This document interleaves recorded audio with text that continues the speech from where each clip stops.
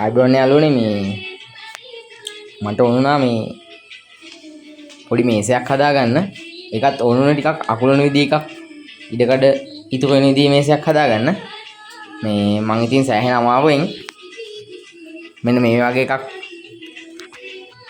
හැදුවා. මම ඒක හදන විදිය කොහොමද කියලා ඔයාලට කියන්නම්. ඉස්සෙල්ලාම අපි බලමු මේක කොහොමද දිගාරින්නේ එහෙම කියලා.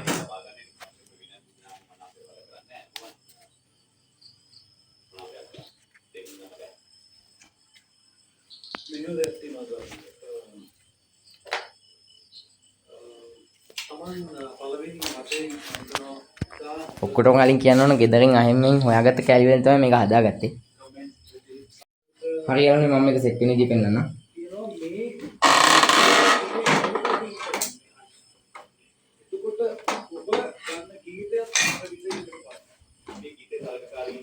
මේ විදිහට අකුලන් තමයි මම හදලා දෙන්නේ.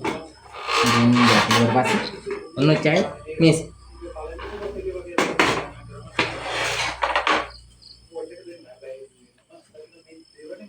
පියන් හැකම්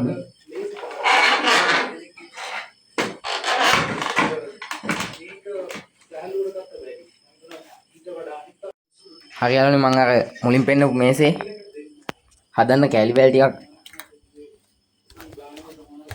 හොයාගන්න මගේ මේ ලී කැලි ගොඩට තමයි යන්නේ. තාම ඉතින් හදාගෙන ඉන්න ගියක් නිසා මේ ගොඩ පෙරලලා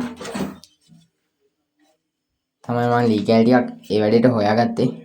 මේ වගේ පටි කැලි ටිකකුයි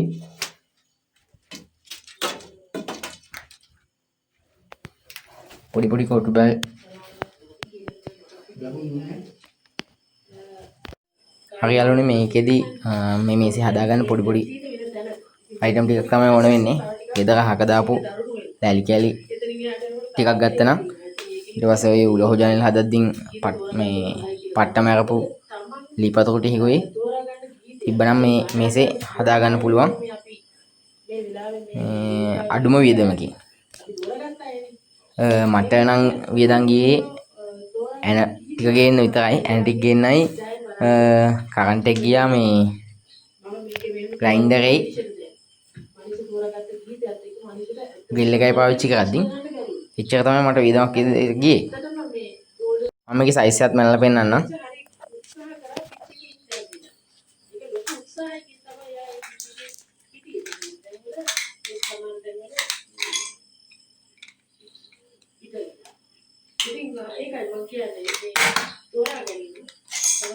මේක සාමාන්‍යයෙන් පොඩි එක්කෙනෙකුට වගේ පොත් කියවන්න නැත්නම් මොන්ඩිසෝරි වල දීපු වැඩක් කරන්න එහෙම හොඳයි. දිග තියෙනවා අඟල් 19ක්. අඟල් 19 වෙන්න හේතුව තමයි මේ පළල දිනෝ අඟල් 12 මාර. ඒ ගණන් වලට සෙට් වෙන්න හේතුව තමයි මේ මෙන්න මේ ලෑලි හොයාගත්තේ. මම අර වගේ පට්ටම් අරපු ලෑලි ටිකක්. ඒකේ කොටම දිග තිබුණේ මෙන්න මේ අඟල් ගන්න තමයි. අඟල් 19. ඉතින් ඒ ගානට අනිත් ඒවා සයිස් කරලා ගත්තා. ඒකට ආයෙ අපි තෝරන ඒ වගේ ලෑලි කැලි 4යි.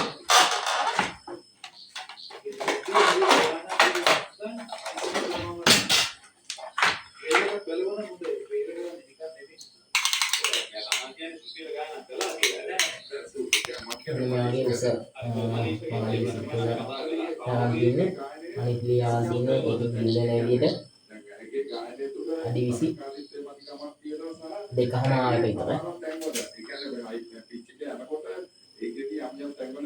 අර මේක හදන්න කලින් නම් වීඩියෝ එක කරගෙන බැරි වුණා. ඊට පස්සේ තමයි මතක් වුණේ මේ තව කාට හරි මේක ප්‍රයෝජනවත් වෙයි කියලා. මේ ඒ වගේ ලිකැලි 4ක් ගත්තා. ඊටම පට්ටම් අරපු ලිකැලි ගත්තා. මේවයි පරතරේ සෙට් වෙන විදිහට.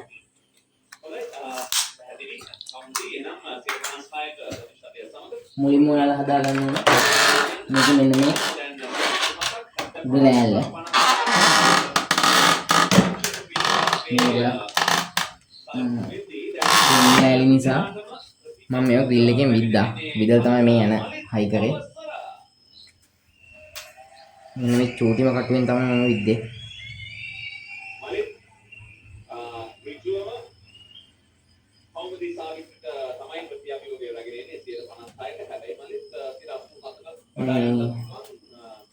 ඒකෙන් විදලා තමයි අඟලේ යන වලින් තමයි මේ වද්දලා තියෙන්නේ. එතකොට මුලින්ම මේ වට්ටුව තමයි හදාගත්තේ. මෙන්න වට්ටුව. ඒතර මේක නැවෙන්න ඕන නිසා මේ පට්ටම මෙතනින් ගිහුවේ නෑ. ඊට පස්සේ මෙන්න කකුල් දෙක හදාගත්තා. කකුල් දෙක හදාගෙන ඉවරලා තමයි මෙන්න මේ පට්ටම් කෑලි ටික දාගත්තේ.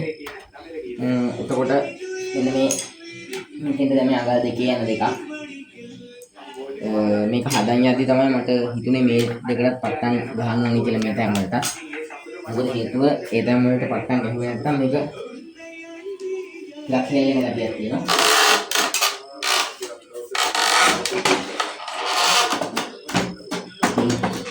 කලින් සල්ලි දීලා මේසයක් ගන්න ඕනේ නැහැ. මේ වගේ මේසයක් ඉතින් මොකදම හදාගන්න පුළුවන්. මේ වැඩිම හාසියක් නොවේ. ඉතින් මෙච්චර මේ අහක දාන ලී වලින් හදපු මේසේ මම නම් වාඩිවත් වෙන්නන්න.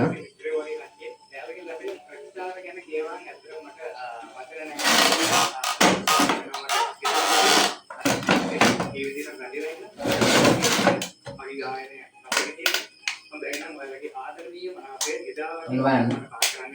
මොනතරම් ශක්තිමත් තියෙනව මේසේ.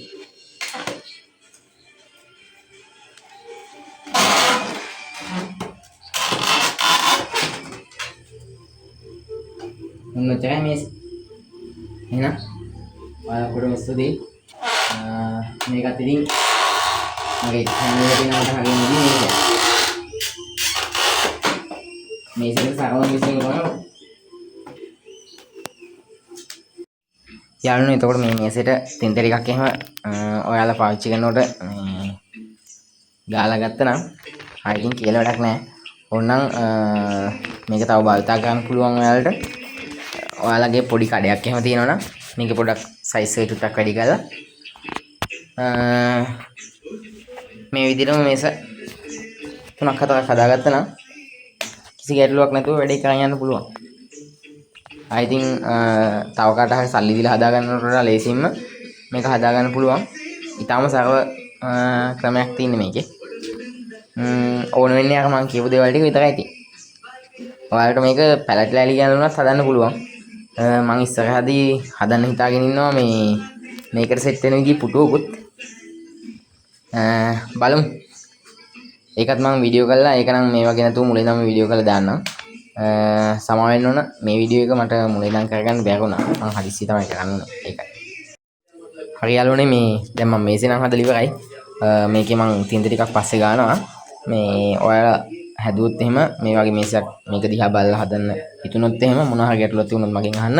මම ඒකට අනිවාර්යයෙන්ම කොහොමද කරන්න ඕන කියලා මේ උත්තර දෙනවා. ඒ වගේම මේ